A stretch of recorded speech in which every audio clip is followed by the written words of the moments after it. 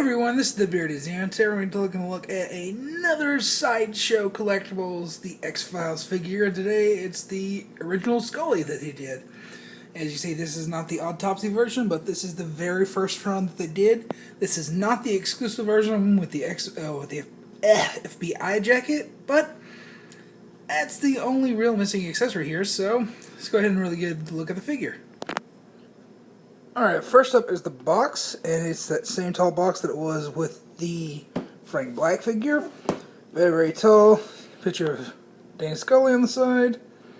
And again, that is the prototype, not the final version.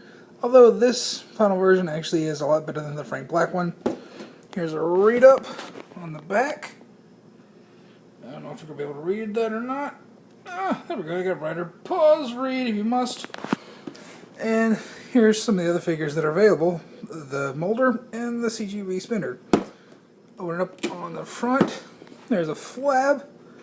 And you can see the little cardboard insert with all the accessories where they used to be. Alright, the first accessory that it comes with is her little 9mm. And it actually does slide back and slide forward. Although mine is very, very stiff, and it's mainly because the paint was fused, but it is still stiff after I unfuse the paint. So that is something to be wary of. Maybe yours will be like that, maybe not. I don't know. Take the clip out. Really, really awesome detail there. And again, remember, this is 10 years old. 10-year-old detail right here, and that's pretty damn good. Next accessory is her FBI badge. And I think this is a really nice piece to have. Although there's no way that clip is 1/6 scale. No way! You'll see when I put it on the figure, it is massive. But you can actually read the FBI badge. It'll focus. There we go. See, look at that. That is so cool. That is really cool. I like that you can actually read that. Nothing on the back side, just tell it's really cheap cardstock because there's all kinds of fibers and shit in it. But, hey, the front looks cool. And the next accessory is, hey, what do you know, another repeat. Like I said, every figure in this line pretty much came with the same damn cell phone. So if you've seen the Frank Black video I did, then, well, you've already seen this accessory, and like I said, this accessory came with the Fox Mulder home version as well, which I reviewed a couple days ago. Next accessory, oh, surprise, surprise, it's another one that came standard with every single one of them, a flashlight. Again, nicely done flashlight, very, very cool. Next up is one that's actually unique to Scully, and that is a actual X-File, I guess. Well, multiple X-Files. We'll go ahead and open this up. And as you can see, it's an actual X-File. Well, sort of. It's just a piece of paper that, looks like an actual X-File. And then each one of these photos has something to do with one of the episodes. Scroll through here. Yeah, remember that guy. I have no idea what the hell that one is. And of course, that's the Alien Bounty Hunter.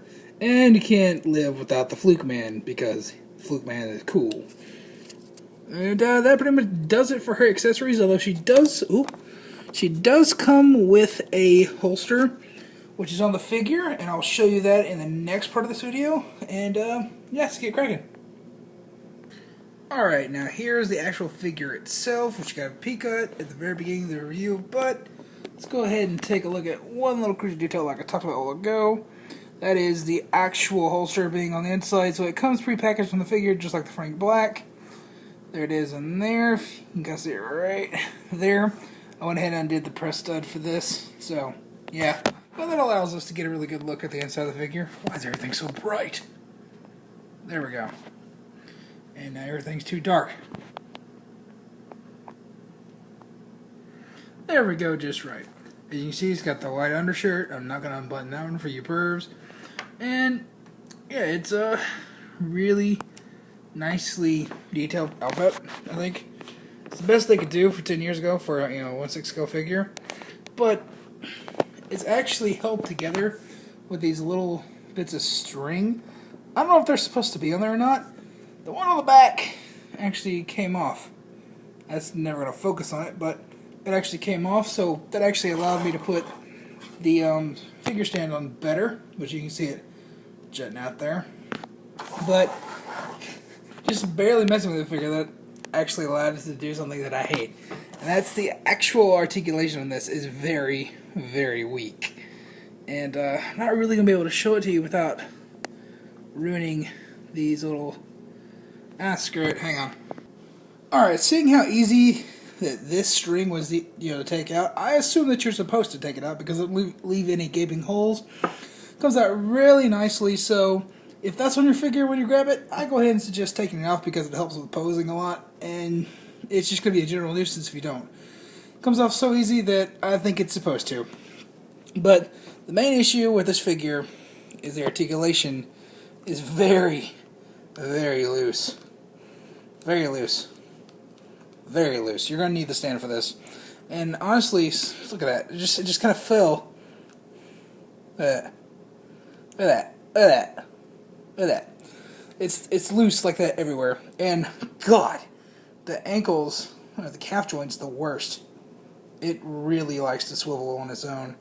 This one over here is okay. It's just like this entire left leg is really, really loose. And I don't know why. But, once you get in the pose you want to keep it in, it should be fine. Just don't ever touch it again. Otherwise, it's going to be slightly out of whack. But, the arms, it's a different issue. They have a slight springiness to them. I remember my home version of Molder had that as well. But over time, that springiness went away, and they just stay where you want them to stay. But it tends to spring back. And I think that's a combination of the outfit and the springiness in the arms. But you really got to fidget with it to get it to go somewhere else. But otherwise, I think it looks very nice, and like the articulation is pretty much the same, but it's on a female body, so it's slimmer, but it's pretty much the exact same it is with the other figures. So if you want to check that out, go ahead and check that out. And I'm just going to put this press stud back on off camera. And there we go. We got a dynamic, at least the clothing is dynamic for Scully. So, yeah, you actually get some really good poses of that. Hang on, I want to try something. This is about the best dynamic pose I could do with this body, but I think it looks pretty good, actually. Especially on camera, it looks a lot better. But, that actually looks not bad. And, thankfully the actual weak knees are coming into play better there because it actually keeps it in a slightly more realistic pose. But the gripe for this figure, of course, is the gripe with many of the other figures. It doesn't really come with any extra hands, so this left hand is going to be complete weak sauce. The only really way you can pose it is holding your gun like I had in the beginning. But it works for poses like this. So I guess you could put the gun in her hand. 1 second. Yeah, now I really like this pose. That's really, really awesome. I like that a lot. Just the gut adds something to it. I think that's really, really nice. But, this figure doesn't go for cheap. And I actually snagged it on a deal. And I got it for $66. Yes, $66 is a deal on this. I got the Frank Black for $20. This is a deal. These don't go for under $100. So, if you see this Scully on on eBay for less than $100, it's automatically a deal. So go ahead and try and grab it. But if you see it as low as I did, which the starting bid was actually $50, so yeah, that was awesome. But like I said, this is not the exclusive version that comes with the FBI jacket. Hopefully, I'll get that eventually in the future with the Molder one because that's what I'm holding out for. The Molder is for the FBI jacket because it looks really cool on him. But I will say that this is absolutely worth picking up. And, just touch on here at the tail end, something I should have done at the beginning of the review, but I kind of forgot about it, is the actual face sculpt.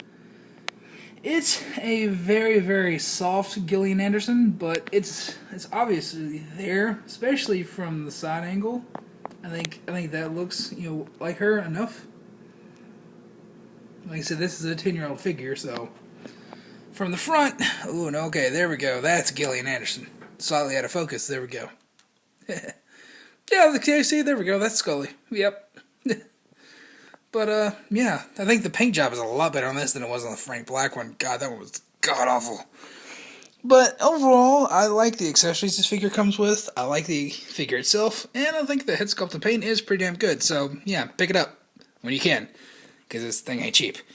Anyways, I've been the Bearded Xeno for Clicking Phoenix Entertainment. Hopefully you enjoyed this video. Don't see how you could, but, it's ramblings of a madman. If you enjoy that, okay. If you have any questions, comments, or concerns, leave them in the comments down below, and I'll see you in the next video.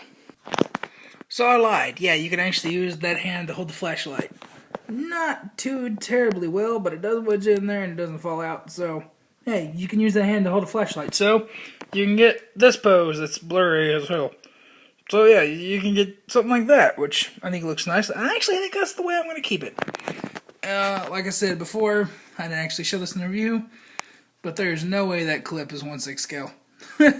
No freaking way that is 1/6 scale. But hey, it allows you to keep it on the figure, and it's not too terribly fragile, so, if that works. And, I actually really do like the head sculpt. End of this awkward coda.